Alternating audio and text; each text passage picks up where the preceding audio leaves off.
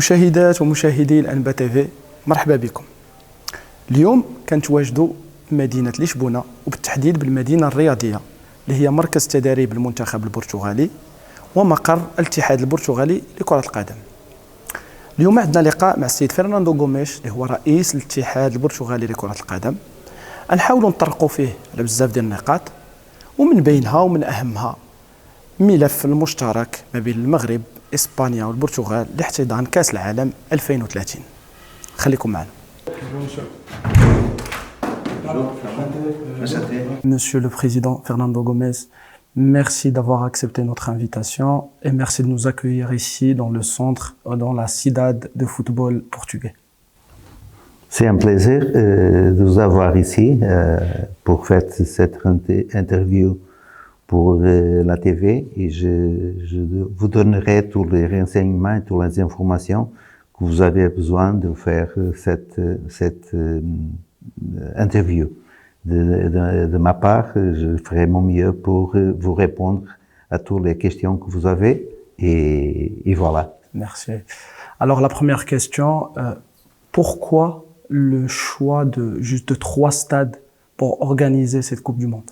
Le gouvernement a fait un effort formidable avant l'Euro 2004 pour donner la capacité au pays d'avoir des stades pour organiser l'Euro 2004.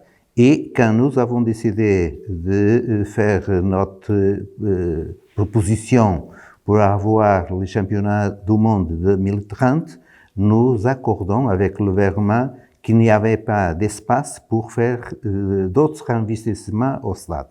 Et c'est une des raisons que de notre part, nous avons simplement considéré les 3 stades.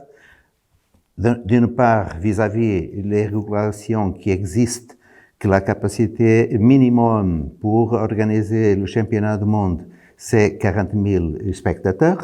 Et d'autre part, et c'est engagement que nous avons eu avec le gouvernement pour ne faire pas d'autres investissements au niveau du stade. Vous avez parlé de l'organisation de la Coupe d'Europe 2004, parce que souvent on parle des stades, mais on oublie de parler des hôtels, des infrastructures, des terrains d'entraînement.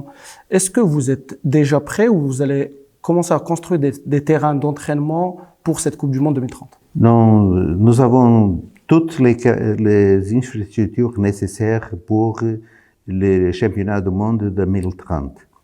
Vous parlez du championnat d'Europe 2004, mais il faut ne pas oublier l'organisation de la Champions League en 2014.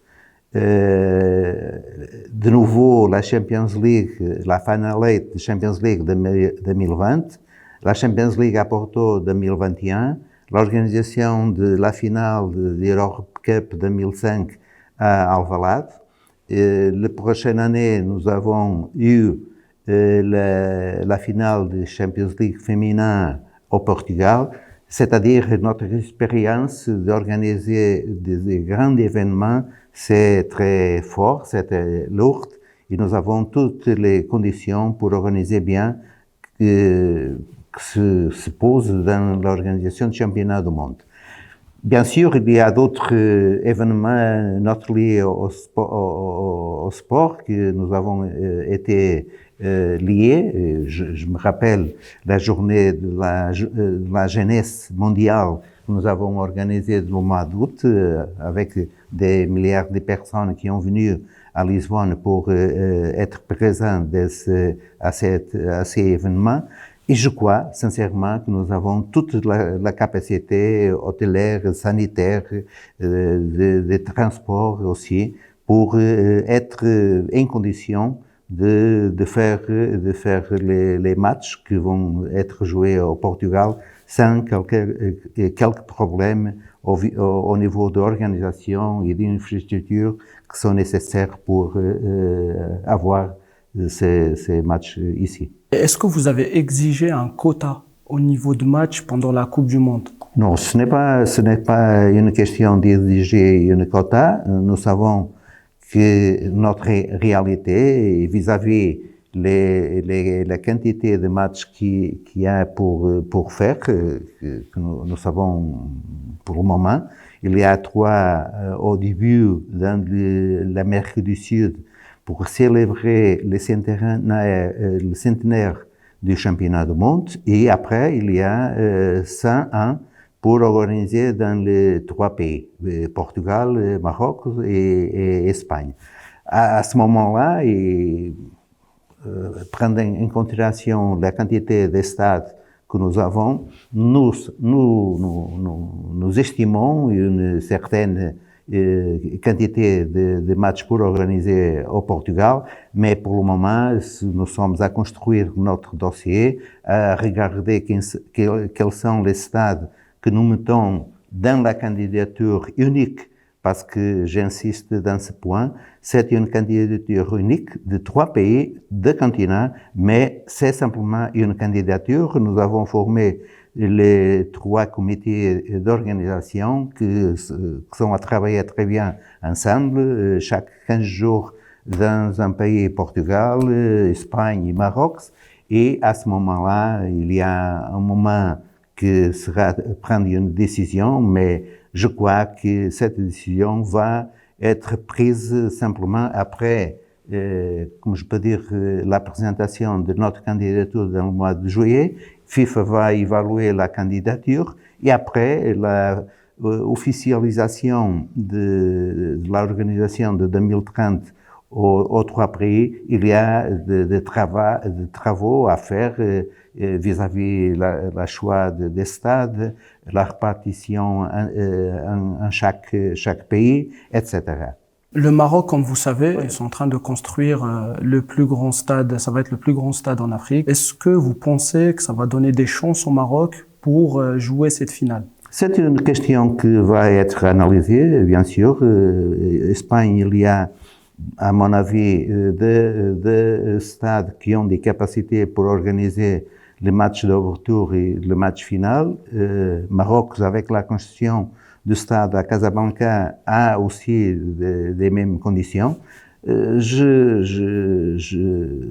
mettre dans la table, et pour que les personnes peuvent savoir, la décision où va être jouée la finale du championnat du monde 2026 du football, parce que les 3 pays ont une capacité, une passion pour le football que c'est très difficile de trouver dans d'autres pays. La commission d'inspection de la FIFA, ils ont rendu visite au Portugal. Est-ce qu'il y a eu des observations lors de leur visite ici au Portugal? C'est la 2e visite qu'ils ont fait. Ils ont fait une première visite à Espagne et au Maroc, je crois 2 mois avant. Maintenant, ils sont au Portugal, ils vont aller à Bilbao et à Barcelone pour faire la visite aux 7 stades, je crois.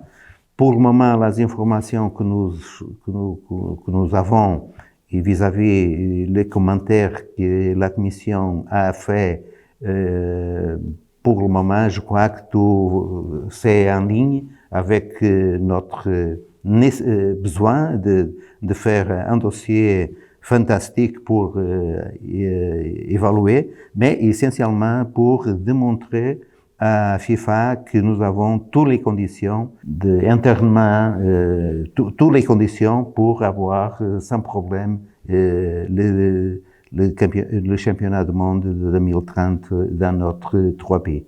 Et si vous pouvez juste nous parler de votre relation avec le président de la Fédération royale marocaine de football, Fawzi El Kja, comment ça se passe entre vous et puis à chaque fois vous vous rencontrez, est-ce que ça parle essentiellement de la Coupe du Monde 2030 ou bien vous avez d'autres projets dans le futur? Non, sincèrement, nous avons de bonnes relations. Nous avons été ensemble en Bangkok pendant le congrès de la FIFA. De temps en temps, nous avons des meetings. Nous avons déjà fait meetings à Madrid, à Rabat, ici à Lisbonne. Maintenant, nous avons ensemble en Bangkok, et que nous avons parlé de tout le travail qui sont à faire dans ce moment de nos équipes. Sincèrement, peut-être il va y avoir un meeting très prochainement parce que le dossier doit être conclu dans le mois de juillet pour présenter à FIFA et peut-être il y a des choses à discuter et à aclarer entre nous Et bien sûr, les relations sont très bonnes. Je me rappelle bien que le début de ces process ensemble entre nos trois pays a été fait dans le début avec l'ancien président de la Fédération espagnole, Luis Rubiales, mais nous avons discuté ensemble avec Monsieur Fouzi et les relations sont très bonnes. Et il y a une très bonne relation d'autres équipes de Maroc qui visitent au Portugal et participent dans le tournoi de développement que nous organisons ici. Notre équipe de futsal a été de football de plage a été à Maroc, je crois, dans le mois de février avant le championnat du monde pour préparer notre participation dans le championnat du monde de Dubaï en février. L'année passée, je crois, la sélection marocaine de futsal a été au Portugal pour faire des matchs amicaux. Notre relations sont très proches, je peux dire. Nous sommes des voisins, nous sommes à 1 heure de Rabat et c'est très simple. Et avec cet enthousiasme que nos deux pays et les personnes ont pour le football, je crois que nous pouvons continuer à améliorer notre relation dans le futur. Vous m'avez parlé de la préparation de l'équipe de beach soccer là-bas au Maroc. Comment vous trouvez ce centre d'entraînement de Mamoura? Ce n'est pas plusieurs fois, nous avons déjà visité et ce sont des installations magnifiques et je crois que Maroc a été fait un investissement très fort dans les équipements et dans les installations sportives que, bien sûr, il va avoir des résultats avec la croissance des équipes, le développement du football féminin, masculin, du futsal, du football de plage. Je crois et je regarde que Maroc, c'est dans un mouvement ascensionnel au niveau de tout les développements de toutes les modalités de football. Vous allez participer à l'Euro prochainement. Alors, c'est quoi vos chances pour cet Euro? Vous trouvez comment cette équipe portugaise avant l'Euro? Non, comme je crois que tout le monde le dit, nous sommes une équipe très forte. Peut-être nous sommes une des 7-8 équipes qui ont la chance de gagner l'Euro. Bien sûr, nous sommes convaincus de notre capacité. Bien sûr, un Euro, ce n'est pas une compétition facile. Nous avons notre chance. Je crois sincèrement que nous avons des capacités vis-à-vis les potentiels de notre joueur. Nous avons la capacité d'aller jusqu'à fin du championnat et s'il y a la chance de la gagner, nous le ferons. Et vous pensez que vous êtes favori? Parce que vous rentrez souvent dans les compétitions en tant que favori. Je ne crois pas que nous sommes favorites. Si vous dites dans une question de mots des favorites, il y a 7 ou 8 équipes qui sont favorites. Parce que je crois que 7 ou 8 équipes sont au même niveau. Et si nous sommes favorites, ils sont aussi favorites. Je dis la France, l'Espagne, l'Angleterre, l'Allemagne qui joue chez eux, l'Italie, c'est toujours une équipe très forte. Bien sûr, si vous regardez ça, il y a des équipes qui ont la même capacité et dans ce type de tournoi, il y a un petit détail qui, de temps en temps, fait la différence. Et on peut pas parler de l'équipe portugaise sans parler de votre légende, Cristiano Ronaldo. On pense qu'il disputera peut-être sa dernière compétition. Jamais nous savons. Peut-être quand j'avais entré il y a 2 ans ici à la présidence de la fédération, j'avais pensé peut-être que Cristiano va jouer peut-être le championnat du monde de 2018 à Russie, peut-être. Mais à ce moment-là, il avait 27 ans, 28 ans, il avait 34 en 2018. Et sincèrement, c'était une surprise, ses capacités d'être toujours, de faire son mieux pour être en condition de participer. Et c'est incroyable qu'un joueur peut participer d'une façon suivante de six compétitions européennes. C'est incroyable. Et notamment, on parle de sa saison. Il vient de finir meilleur buteur de l'Arabie Saoudite. Oui.